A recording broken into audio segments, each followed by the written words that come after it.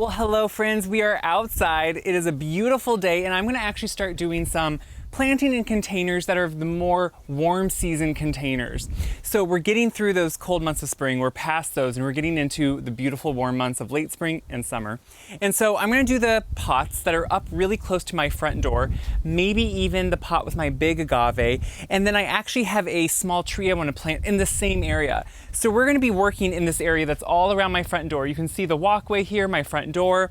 These two pots are matching containers that last year I had some beautiful agave in, but this year I decided to switch it up and I'm gonna do some elephant ear that I saved. If you remember last year, I saved some elephant ear late fall of the purple varieties. I think they were coffee cups and maybe heart of the jungle or another type. They were a beautiful purple elephant ear, and I decided to save them because they had such nice bulbs on them. Growing up, we always saved green elephant ear. My grandma, my mom's mom, always had so many of them. So usually to me, the other varieties with color would maybe be a little harder to save, but these look like they're gonna do really well. They're just beginning to come out of dormancy. So I thought we'd pot those containers, plant a tree. It's a good day. So the containers we're planting in are these large stoneware containers, and I did completely replace the soil this year. I wasn't going to. Oftentimes I leave most of it or half of it in the second year, and maybe by the third year, we'll change it out. But this one had so many of the old roots from the agave in it that it really didn't have nice soil in it. So I put the soil on my compost pile that was in here, and now I just added some new all-purpose potting soil. You know I love the Espoma organic all-purpose potting soil. I use it for all my containers. So in these containers, we're gonna put elephant ear. Now right now they don't look like much. I have 3 pots total. These 2 pots I'm gonna put together because the other pot has multiple bulbs, but you can see the beautiful bulbs on them and how healthy they are, and they're really starting to push out growth. And I really like this spot because it's gets a lot of sun in the middle of the day, but then it gets some partial sun. So I think even though these are full sun loving elephant ear, I think they'll do really well here. And I'm gonna mix them with some of my favorite annuals, some lemon coral sedum. I love the lemon coral sedum. It does so well here for me and it's drought tolerant. I'm gonna do some Moses in the Cradle. I love this plant. It does super well in that blend of sun to partial sun. It just has that nice big growth on it during the summer. It's really easy to save as a house plant too if you want to bring it in, then break off pieces and get a whole bunch of new starts. And I might even throw in some Heliochrysum. I love the Silver Mist Heliochrysum. It's one of my favorites. It has that silvery, powdery look to it. Now, I know what you're all gonna say. So often when I do containers every year, people notice that I don't do tons of flowering, blooming annuals. I think there's garden space for all of us to have likes and dislikes. And while I love flowers, I love annuals, and I love what some people do with them, it's not usually what I gravitate towards and choose for my containers. One reason is, to me, annuals that bloom a lot take a lot more work. You have to deadhead them, fertilizing is important, you know, watering is even more of a key with them. I choose things, since I have quite a few, don't have irrigation system, that can take care of themselves somewhat, but also just add a lot of interest and texture through the color of the foliage they have and not always their blooms. It's just kind of something I gravitate towards, and I've never really been able to get away from it as much as I try. I will have some containers across my driveway I'm gonna do some blooms in, but otherwise these are the things I go for, the texture, the foliage. And again, it's just because that's what I like. That's what gardening, the beauty of gardening and doing it yourself at home is to choose exactly what you like, let it fit your taste, your space, how you want your garden to feel and make you happy. That's always a win. So what I did was start by taking the elephant ear that I want to put in this container out, and you can see their bulbs don't necessarily grab onto a lot of the soil, but there's tons of new root growth, and you can see all the new shoots that are going to be coming up. That's exactly what I want. Now, when I save bulbs in soil, this soil was only being used over the winter. I will use that soil in these containers. I don't let it go to waste. Down in this pot, I first amended it with some plant tone and some biotone. So I usually use a combination of both the plant tone and the biotone because I find both of them work really well together. The biotone is a good root stimulator. The plant tone is kind of an extended fertilizer that's just organic all over, and I really like that mixture. Once I have those elephant ears set in, I like to first just kind of set my annuals around. Now, when I buy annuals, I usually buy a few flats of different options, and then I'll just kind of go around and play with them. I don't plan it out, I don't write it down, I just see what I want to do. Now, these elephant ear will get tall. It'll take them a little bit to start growing, And these containers you see all the way around. So I just want them to be full, be billowing, and have some great texture and color. So I will probably plant these and then still mix in a couple of the silver mist helichrysum just for that added silvery, powdery color. But I'm already liking this combination.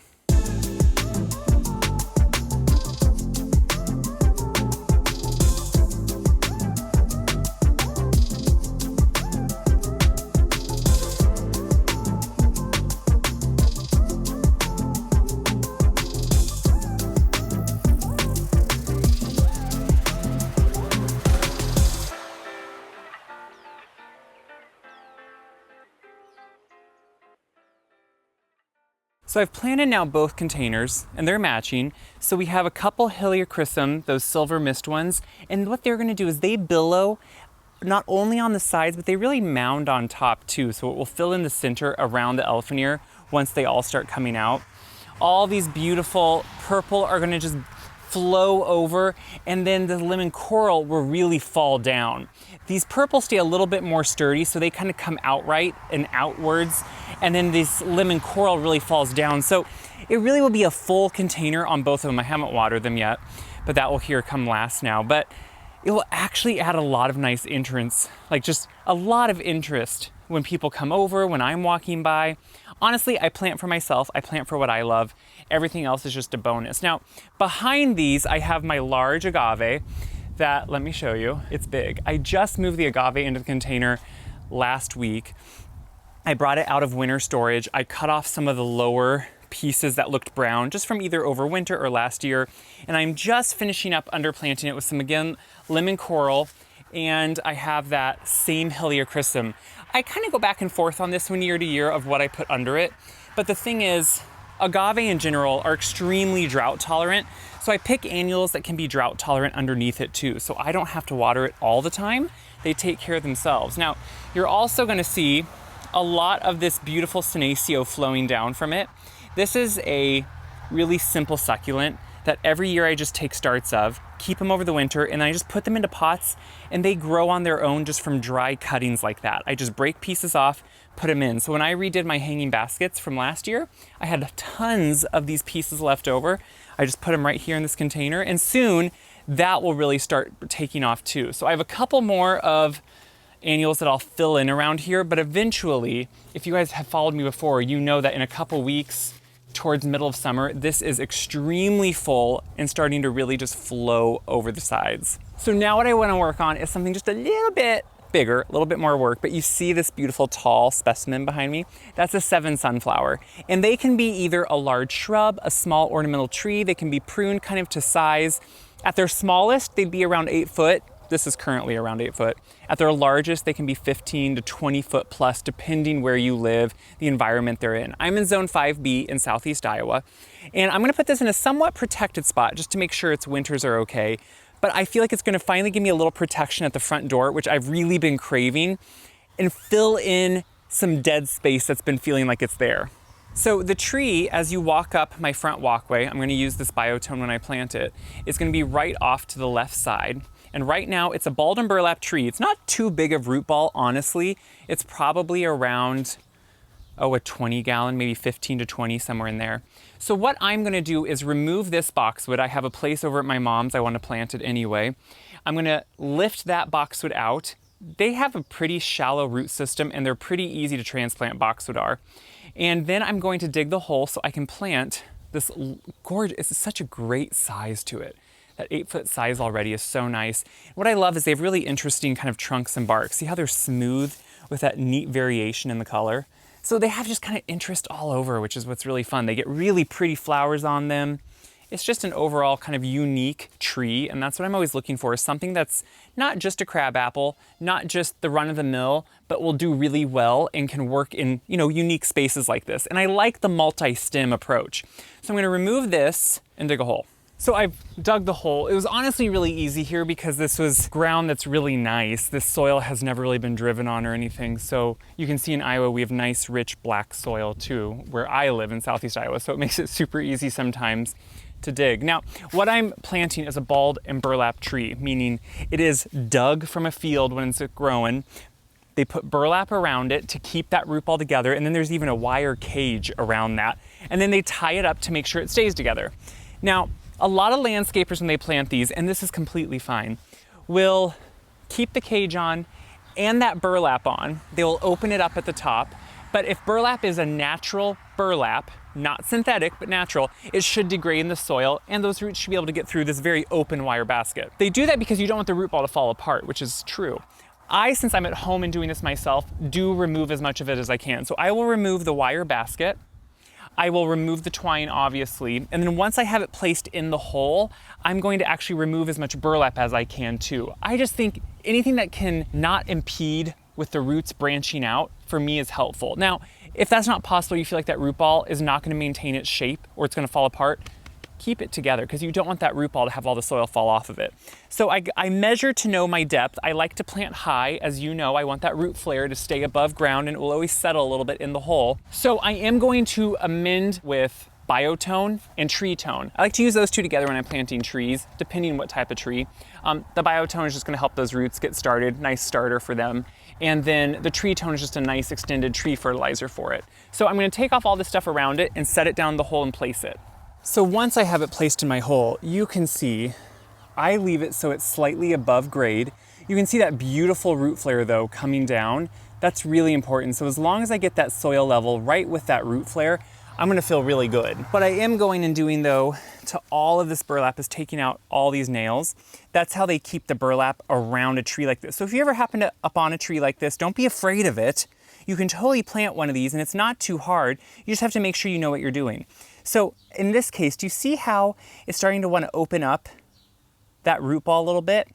That's why I kept the burlap on until I got it in the soil and in the hole I want it to be. Because if I would now try to move it once I take this burlap off, all this soil would fall off of that root ball, and you do not want that.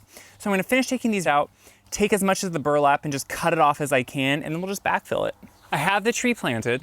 You can see right there, all I need to do now is actually put some good hardwood mulch around it, which I need to remulch this area anyway. A lot of the mulch has kind of actually decomposed, which is good. Mulching is extremely important anytime you plant a tree, a shrub.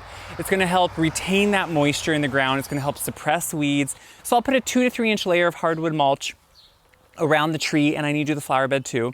I will water now all these containers that I just planted, these 3, which you can see are going to just look pretty exciting when they're going. I buy small annual starts because I don't see the reason of buying the biggest of everything. It grows really quickly once the heat of summer really comes out. So I'm not worried about them filling in. You know I'm going to show you in stories, and in future videos I will definitely show you what they're looking like, how they're filling in, because that's the important part. But what I hope you can see is whether it's containers, whether it's tree planting, you can make gardening work for you. Don't be scared of big trees if you see them. Don't be scared of balled and burlap, depending on their size. If they get too big, it's going to be hard to do on your own. You're going to want a landscaper or a professional to do them. But you know, all these things can be fun to experiment with. We can all choose different ways to garden and things that we enjoy to bring us happiness. That's what gardening's about. If it becomes work, if it becomes too much, you're not going to want to do it. You're not going to want to go outside and spend your time if it feels overwhelming. So pick things you love, choose things you enjoy, and you'll continually be excited to go work with it and be